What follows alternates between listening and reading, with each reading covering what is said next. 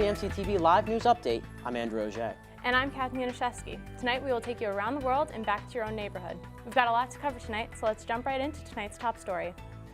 Work is underway to clean up the remains of the Fukushima nuclear power plant because of major natural disasters that happened in 2011. The plant experienced a meltdown of 3 major reactors, causing several massive hydrogen explosions. Over the next week, the Tokyo Electric Power Company will be removing the 1,500 exposed radioactive fuel rods, as well as finding a safer storage area for the fuel. The task itself is dangerous and is one of the many procedures that will be carried out in the coming months to finish clearing the site. President Naomi Hirose hopes to complete the job by the end of 2014. Speaking of nuclear power, despite days of optimism, U.S. Secretary of State John Kerry left Geneva Sunday without a deal on Iran's nuclear program. Fearing that the country would not slow down its increase in weaponization in its nuclear technology, Kerry, among other leaders, felt it would be better to put the deal on hold. But they say they will meet again on November 20th. Secretary Kerry says Washington will use this time to take a closer look at where things now stand. The Middle East did not have a good weekend. The Iranian Deputy Industries Minister was shot and killed in Tehran Square on Sunday. Safdar Rahmatabadi was shot a total of 4 times inside his vehicle, twice in both the head and chest. Police believe the assailant was traveling with the minister in the same vehicle at the time of the murder, because no broken glass was found at the scene. Rahmatabadi was not well known in Hassan Rouhani's government. One report suggests the terrorist may have been speaking with the minister right before killing him. In other news, there's no need to worry about any giant space junk falling on your head, at least when it comes to this. A 2,000-pound European satellite fell out of orbit Monday, but it burned up in the Earth's atmosphere. There was concern last week that the debris from the GOCE satellite could fall to Earth intact, but engineers say that didn't happen. The European Space Agency instrument far outlasted its 2009 mission to study Earth's gravity and ocean patterns. Its batteries finally depleted last month, and it fell from orbit over the last few days. The only thing that can take away from a refreshing bike ride is having to strap on a bulky helmet. That is, until now. A Swedish helmet maker has developed what people are calling the invisible helmet. It's a battery-powered helmet that wraps around the biker's neck and looks like a collar. How does the device work? Upon impact, the sensors in the helmet trigger a gas inflator that pumps air into the airbag hidden under the collar. The bag fully inflates within a fraction of a second, surrounding the back of the biker's head and neck. The device is currently only available in Europe for around $600. The Halloween season may be over, but unusual zombie activity is still happening. An unnamed woman was visiting her family tomb in Brazil when she heard some odd noises and saw dirt moving in front of a grave. As if that didn't scare her enough, a man's hand slowly crawled its way out of the grave plot, followed by his head. By the time authorities arrived, the man was almost halfway out of the grave. According to several witnesses, the man got knocked unconscious after a fight and was buried. After he was rescued from the grave, he was taken to a local hospital for treatment. Well, this would scare the bejesus out of me, honestly. The zombie craze, it seems to be a trend in entertainment these days, and this obviously will fuel that. I can't imagine it happening in real life. To me, I can't even watch The Walking Dead, so having it happen in real life would just scare me beyond. I'd have a heart attack, honestly. It would be horrible. All right, well, when we come back, we'll take a look at the top box office hits of the weekend. And we'll have an exclusive interview with a cast member of Boardwalk Empire on his upcoming film. All that and more when we return.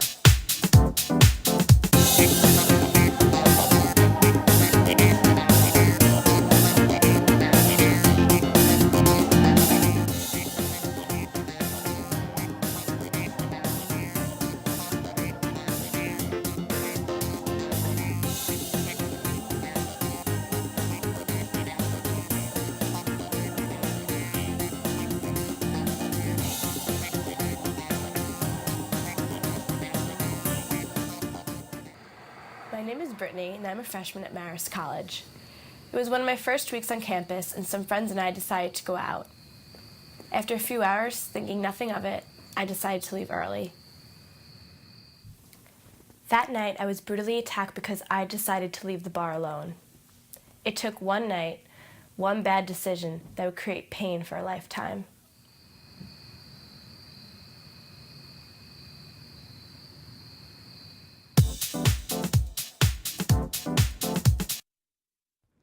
Welcome back. I'm Brittany Jelinski with the inside scoop of what's hot in Hollywood. It's been another crazy and fabulous week in the life of our favorite celebs, so let's see what they're up to. For all of you Kristen Stewart haters out there, you'll be pleased to know that Rob Pattinson is very happy with his new lady friend, Dylan Penn. Although the couple have not announced their boyfriend-girlfriend label, it is clear to everyone that the pair is very happy with one another. However, not all celebrity relationships work out, like Avril Lavigne and Derek Whibley's 2006 marriage, which ended in divorce back in 2009. However, it wasn't until last Thursday that Whibley decided to drop Lavigne's last name, which he legally added to his own. I guess after 4 years, he finally decided it was time to move on. And sometimes a celebrity duo is so perfect that the world could just not imagine life without them, like Amy Poehler and Tina Fey, for example. After the SNL Best Friends hosted the 2013 Golden Globes, the Hollywood Foreign Press Association announced last Tuesday that they will not only host the 2014 Golden Globes, but the 2015 Golden Globes as well. I know I have something to look forward to. When it comes to movie news for the box office, Thor dominated the box office this past weekend, earning over $86 million. I haven't seen it, but I strongly recommend the new romantic comedy About Time. This touching, hilarious, and compassionate film tells the story of a young man who learns he can travel in time in order to change the events in his life. This film is from the same creators of Notting Hill and Love Actually, so you know it'll be good. And if you're not saving up for Catching Fire, which is being released November 22nd, then I suggest hitting the movies this weekend to see Dallas Buyers Club. That stars Matthew McConaughey as a man who begins selling non-FDA approved medication after he is diagnosed with AIDS. This inspiring true story is sure to entertain audiences. Looks like that's all I have time for tonight. I'm Brittany Jelinski, keeping you in the know. And to talk more movie news, we head to Katie Johnston in Bryant Park with an interview with Nick Julius, Steve Buscemi's stand-in on Boardwalk Empire. Julius's film has recently taken the New York film industry by storm. Take it away, Katie. Sorry guys. Bad internet. Sorry about the technical difficulties. We now bring you Michael Sachs. With our sports report. Keep going, keep talking. He'll talk to you about all the interesting sports news that we have for you today. Yeah, so are you looking forward to it? Yeah, Giants are starting to win, you know? Well, I don't know. I like the sports. Yeah, I like sports too. The sports. What's your favorite sport? I personally love hockey. I love hockey too. I don't know, I like all four. You know? Well, we're going to bring you to the sports news now.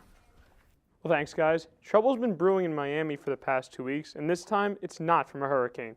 As a story that continues to dominate the sports world is the ongoing conflict between Miami Dolphins teammates Jonathan Martin and Richie Incognito. For those of you who have not been following, here's a recap.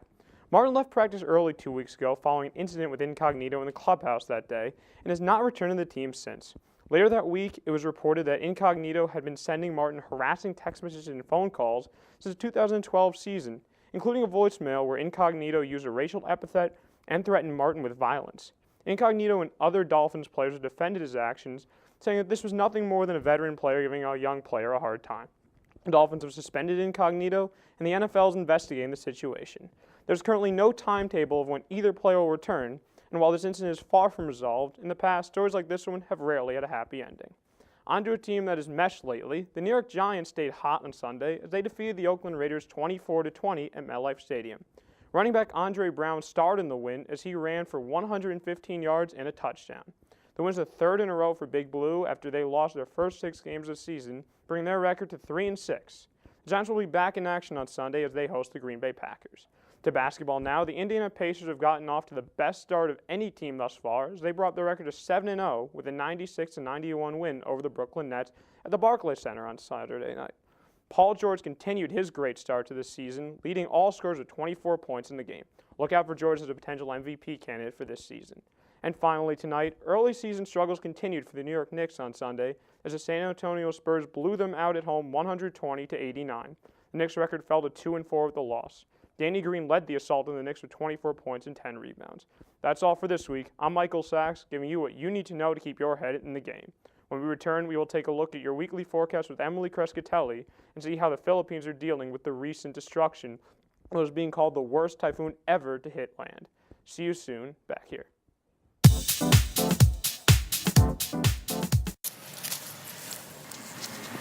I guess this is it. You promised to call? I promise.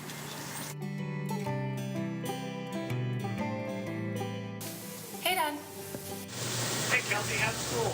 Everything's great. I really like my classes.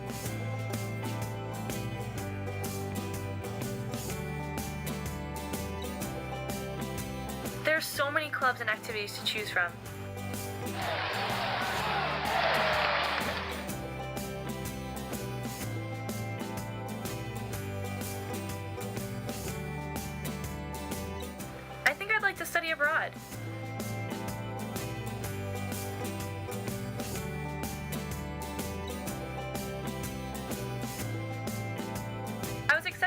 internship in New York City.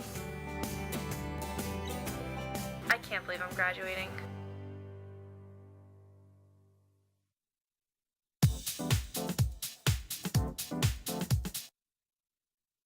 Welcome back. It's time now for me to give you the inside look on what's happening in weather around the corner and around the world. Here in Poughkeepsie, we had a great week weather-wise for you. Today we had a chilly fall day with temperatures around 40 degrees with winds around 15 miles an hour. Tonight, expect generally clear conditions with a low of 22 degrees. It's a bit too chilly for my liking, but this is typical fall weather. Tomorrow, you can expect a day very similar to today, temperatures around 40 degrees with sunny skies, and in the low 20s tomorrow night. The end of the week is looking much nicer with temperatures in the mid-50s and beautiful sunny skies for your weekend. Next week, we may be experiencing some rainy days with a chance of precipitation around 50%. In today's almanac, we look to weather-setting records for the seasons past. So what were your record-breaking highs and lows in the past? The record high for November 12th was set back in 2002 with a high of 70 degrees. The low was set in 1981 with a temperature of 19 degrees. We'll not be experiencing either extreme, but I wouldn't mind another 70-degree day. Now let's take a look at weather around the world. This past Friday, Typhoon Haiyan hit the Philippines and caused massive destruction. The typhoon is now just a remnant over low southern China, but only after its week-long journey through Micronesia, the Philippines, and Vietnam. Authorities have said at least 2 million people in 41 provinces were affected by Haiyan, and is said to be one of the most powerful recorded typhoons to ever hit land. The wind and rain transformed neighborhoods into piles of debris as boats were tossed inland and everything collapsed in the water. It is now said to be one of the most deadliest natural disasters in Philippines history. With the current official death toll at just under 1,800, officials fear it could reach over 2,500 in the coming months as they begin to rebuild and start over. On that note, that's all I have for you with your weekly weather update. With your highs and lows report, I'm Emily Cescitelli. When we come back, we'll be telling you about the newest scandal to hit the U.S. Navy and the latest update on the new campus housing proposal. Stay tuned. Why should people watch the other half? Phenomenal question. We really get down to the issues. Oh! Now, it's trendy, it's hilarious. It's something that every college student can relate to. It gets very provocative. It's really great to see what the opposite sex thinks about things. Real men don't do that, all right? You gotta start seeing some real men. Okay! You know, there's some times where Rob and I have a little bit of a disagreement on subjects. Final thought. Oh my god. I look jacked. No. We do episodes on fashion, sports, text translation, first dates. It's just an international sensation that this show is going to be sweeping the nation. It's a fiasco. Really, every college student in the world should be watching this show. Low five. No.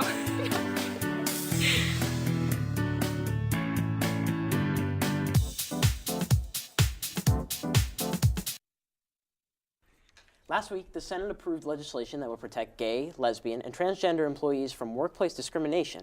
The Employee Non-Discrimination Act, or ENDA, passed on Thursday with bipartisan support. The bill provides that employees cannot discriminate on a person's actual or perceived sexual orientation or gender identity. The bill was supported by every member of the Democratic caucus and a number of Republicans. The bill will move forward to the House, where it is expected to meet strong conservative opposition, decreasing the chance that the new measure will become law. Prosecutors in a Navy bribery case say that those bribes included prostitutes and concert tickets given to some of the Navy's top officers. As the hammer falls, Barbara Starr reports 2 admirals in charge of intelligence can no longer access classified information.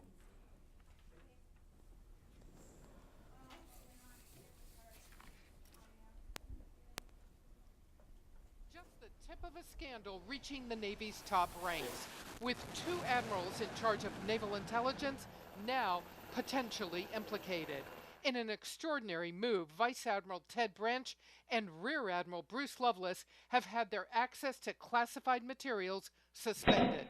They have not been charged, but allegations have been made, CNN is told, about their personal conduct, all part of an investigation into alleged inappropriate contacts with this man called Fat Leonard. His real name, Leonard Francis, a Malaysian businessman who runs a company that provides services such as fuel and tugboat services to Navy ships. Specialized team of professionals. 3 Navy officials already arrested are accused of accepting large sums of cash, hookers, and all expense-paid trips in exchange for steering Navy ships to ports where Fat Leonard's company operated. It's a worrisome case, and we're deeply concerned about this. I mean, we have indications that several naval officers and even some civilian employees have been taking bribes and inappropriate gifts. The U.S. Attorney is implicating you in a bribery scheme. CNN's Kyung Law caught up with one of the officers charged, Commander Michael Mischevitz, outside of court. I'm sorry, I can't comment. Court documents say another Navy commander, Jose Luis Sanchez, allegedly asked Francis, Fat Leonard, for pictures of prostitutes for motivation. And a few days later, Sanchez sent a Facebook message to Francis saying, "Yummy, daddy like." He's very charming, he's very social, whereas I might be at this party and I'll have a Budweiser. Leonard is drinking Dom Perignon. All of the defendants charged have pled not guilty. Barbara Starr, CNN, the Pentagon. Good news for the more than 5 million children conceived unconventionally. According to a study published by the New England Journal of Medicine, children conceived through in vitro fertilization have no increased risk of cancer as originally believed. The study followed 100,000 children conceived by IVF from 1992 to 2008. The study found that the incidence of leukemia, brain tumors, and kidney cancers were the same in both the IVF and control groups. In more local news, the Bardavon Opera House in Poughkeepsie is challenging the public's interest in the world beyond with its brand new multimedia visual exhibition, Skyfest, Astronomy and the Arts. Starting mid-October, running through mid-November, the 6-week festival celebrates astronomy as seen through the eyes of the multidimensional artist by showcasing many different space-themed art forms, including lectures, music, fine art, and theatrical performances. Best part about Skyfest? All of the events are free to the public. This year, the City of Poughkeepsie Police Department has collected 52 illegal handguns, not including shotguns or rifles, off the street, the most collected since 2006. In order to help track down illegal weapons, the police are offering $250 for any tip that leads to an illegal gun, and $500 if the reported tip leads to an arrest. Recently, 2 guns and some shell casings were found off the pile of leaves in Edgar Street in Poughkeepsie, located 1 block from the high school. No one has been arrested in connection with this particular case. Protecting our cities is one thing, but protecting our children is another. Our Marist College campus was recently a host to an Up Till Dawn fundraiser benefiting the St. Jude's Children's Research Hospital. Covering the fundraiser celebration, we go to Kevin Bruckner. Sorry, due to technical difficulties, we're not going to be able to give you Kevin Bruckner tonight. Marist campus got a short-lived surprise last week when an architecture company based out of Boston posted a proposal on their website of a possible new housing complex for on-campus students and then quickly took it down. Everyone at Marist knows there's a problem with the housing system. Too many students are being accepted and there aren't enough places to put them. In the past few years, sophomore housing has been taken over by freshmen, and the same is happening with junior housing. The style of the new dorm building seemed very Hogwarts-esque, keeping with the current theme of Hancock, the new music building, and the recently renovated cafeteria. According to sources, this proposal was just that, a sketch. Administration officials at the school requested the site get taken down because of the influx of student and alumni questions about the new building. Rumor has it that the next big plan on campus will involve housing, but for now, that building will just have to stay a pipe dream. Jumping back to national news, here's one for the books, literally. There's a new character leaping onto the pages of Marvel Comics. This one is a 16-year-old Muslim American teenager. Jason Carroll introduces to us Miss Marvel. In the world of female superheroes, there are the great Wonder Woman, Catwoman, Black Widow, and soon to leap onto the pages of comics could be another, Kamala Khan, aka Miss Marvel. Every superhero has a particular power, superpower. Sure. What are her powers? Kamala Khan, aka Ms. Marvel, is a polymorph. So she can change her shape at will. That's not her only standout characteristic. The new Miss Marvel character is a 16-year-old Muslim American from Jersey City, New Jersey. She is the brainchild of Marvel Comics editor Sana Amanat, who is also a Muslim American from New Jersey. When you talked about her past, does it mirror your own personal past? To an extent, I would say that the idea for Ms. Marvel and her background was loosely based on some of my experiences that I've had. Amanat's vision coming to Marvel pages with the help of writer Willow Wilson, a convert to Islam. Even though I didn't grow up in the faith, I certainly tried to bring in as much of that feeling of authenticity as was possible. Forget superpowers. In the real world, authenticity and story are the key to survival. So says Matthew Reinhardt, author of pop-up books for DC superheroes and Transformers. I'm half Lebanese, and so growing up, is sort of a little bit different than everybody else. It's nice to see a different family and a character dealing with her belief system, and yet having these amazing powers and being a superhero. Here in Jersey City, community leaders boast of a vibrant Muslim population. 19-year-old Amina Gauss cannot wait for Kamala Khan to hit comic book stands. Yeah, I would love to read it. But Miss Marvel's costume not going over well with Sana Khalifa. She should be covered and not her body to be showing. I think some people may not like the fact that she's not covered or that her outfit is a little bit fitted. More conservative families are like that. But the point is that we're trying to show a version of the Muslim American world that people might not necessarily see. Like her or not, Kamala Khan could be a force to be reckoned with. And she's coming, scheduled to kick, morph, or crash her way onto a comic book shelf near you February 6th. Jason Carroll, CNN, New York. Our last story for you tonight is one that the newspapers tend to leave out. There were reports of monkey business in Grand Junction, Colorado early last week. A black-capped capuchin monkey was stolen from its owner. The owner reported that she was pepper sprayed by the culprit, who took the monkey and immediately ran off. The suspect has been identified as a man who had previous contact with the woman, expressing interest in purchasing the monkey. The suspect faces charges of robbery, theft, and assault.